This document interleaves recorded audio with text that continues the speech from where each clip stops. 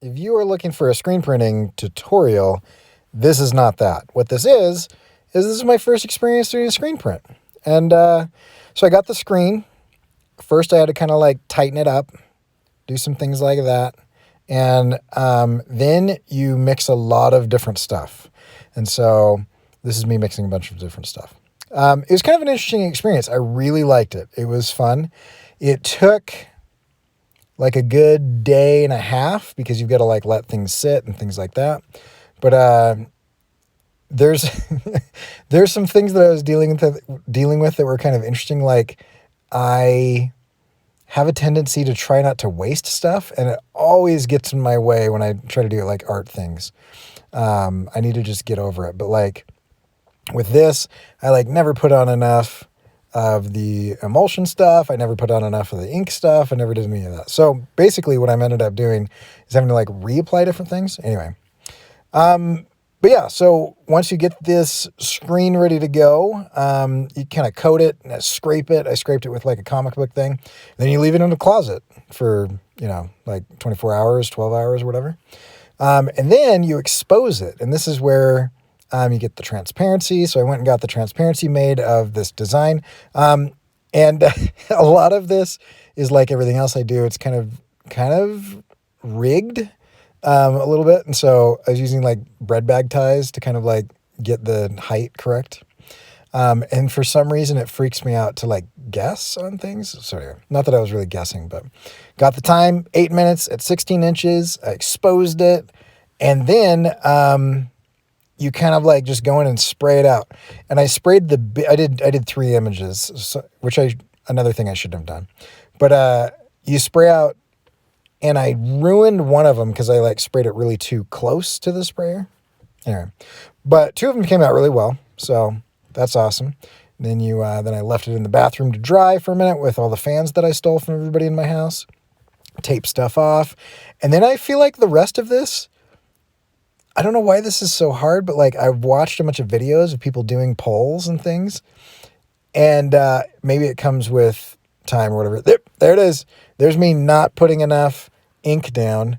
And so I don't know. I don't know why I'm worried about wasting it, because you can literally take the ink and like put it back or keep it in a Tupperware container or whatever.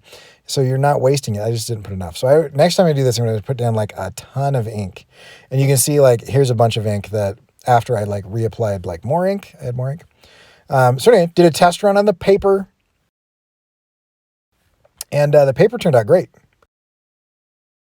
There's a couple spots where it didn't come through like I wanted it to, like in the upper left-hand corner or whatever.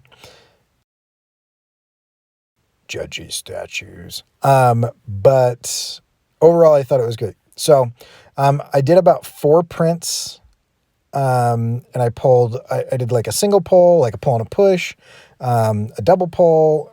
Overall, it turned out really well. The whole point of this was because I wanted a really cool First Amendment patch, because I'm into protections and free speech and stuff like that, for my jean jacket, and I couldn't find one. So I decided to make one.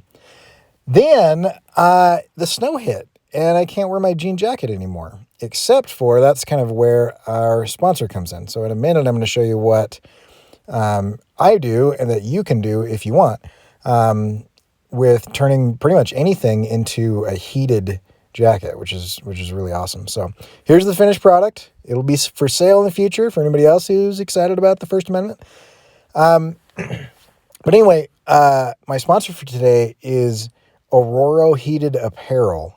Just like Storm from the X-Men, she controls the weather, and they create heated apparel that you can control stuff. And so I wanted to test it out, and I took it out snowmobiling with my cousins, and it worked really, really well.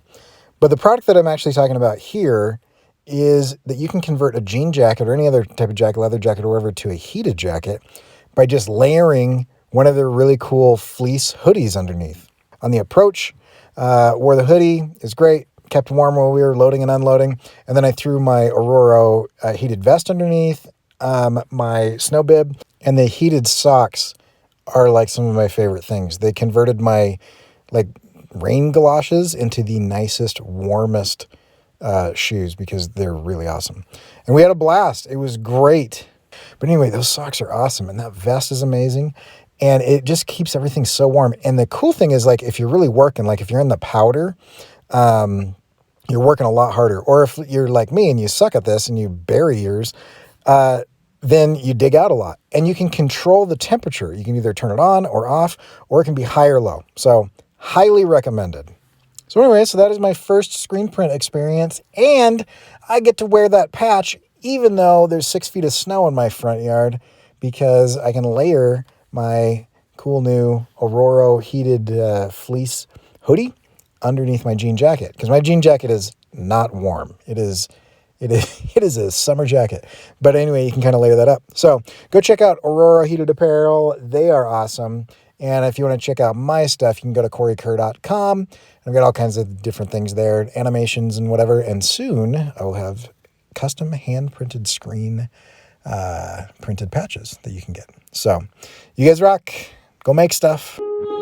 This is illo time.